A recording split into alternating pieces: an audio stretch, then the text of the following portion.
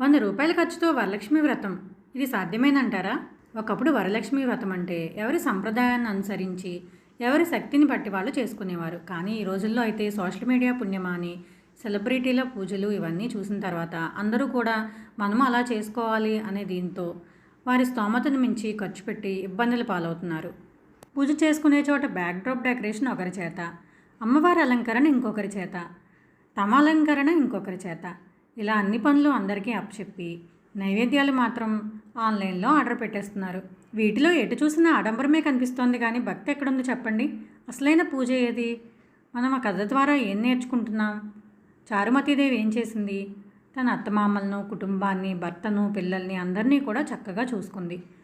తనకు అమ్మవారు కనిపించి కలలో పూజ చేసుకోమని చెప్పినప్పుడు తను ఒక్కదే స్వార్థంగా చేసుకోకుండా మిగిలిన వాళ్ళందరికీ కూడా చెప్పి అందరితో కలిసి సంతోషంగా పూజను జరుపుకుంది. ఈ విషయాలన్నీ మనం కథ నుంచి నేర్చుకోవాలి కదా. కానీ మనం చేస్తున్నది ఏంటి? ఒకరిని చూసి ఒకరు ఆడంబరాలకు పోయి అనవసరమైన ఖర్చులు చేస్తున్నారు. డెకరేషన్ల కోసం అనేక వస్తువులు కొనడం, అలాగే కొత్తగా రిటర్న్ గిఫ్ట్లు ఒకటండి.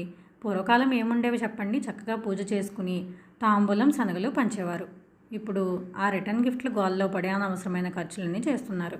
పూజలో మనం యథాశక్తి అనే పదాన్ని వాడతాం. అంటే మన శక్తిని అనుసరించి చేసుకోవాలి. మన స్తోమతను బట్టి ఎంత ఖర్చు పెట్టగలమో దానిని అనుసరించి చేసుకోవాలి.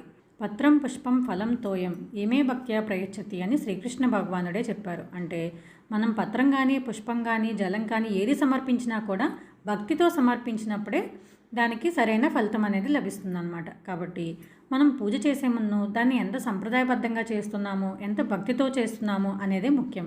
అంటే వెండివి బంగారం పెట్టకూడదా, అలంకరణలు చేయకూడదా అని అంటే నా ఉద్దేశం అది కాదు.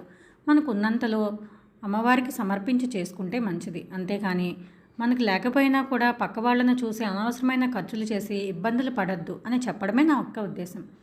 ఎందుకంటే దేవుడు ఎప్పుడూ కూడా మన భక్తిని చూస్తాడు తప్ప మనం సమర్పించే వస్తువులు కాదు. ఎందుకంటే ఆ వస్తువులు ఏవి మనం సృష్టించినవి కాదు. దేవుడు మనకి ఇచ్చిన వాటినే మనం తిరిగి దేవునికి సమర్పిస్తున్నాం. ఇప్పుడు ఎక్కడ చూసినా కూడా నైవేద్యాలు కూడా ప్యాకేజీలా వస్తున్నాయి. అలా ప్యాకేజ్లా తీసుకుని పెట్టే 10 నైవేద్యాల కంటే కూడా మన చేత్తో మనం చేసి పెట్టిన ఒక్క నైవేద్యమైనా చాలు కదా. కాబట్టి భక్తితో సమర్పించిన ఎంత చిన్న వస్తువైనా సరే అమ్మవారిని తప్పకుండా సంతృప్తిపరుస్తుంది. ఇంకా మీకు వరలక్ష్మి వ్రతం పూజ ఎలా చేసుకోవాలి, పూజకు సంబంధించిన అనేక సందేహాలు, వీటన్నిటికీ సంబంధించిన వీడియోలు కావాలంటే నా ఛానల్ విజిట్ చేయండి. దీని మీద మీ అభిప్రాయం ఏంటో కూడా నాకు తప్పకుండా కామెంట్స్లో తెలియచేయండి.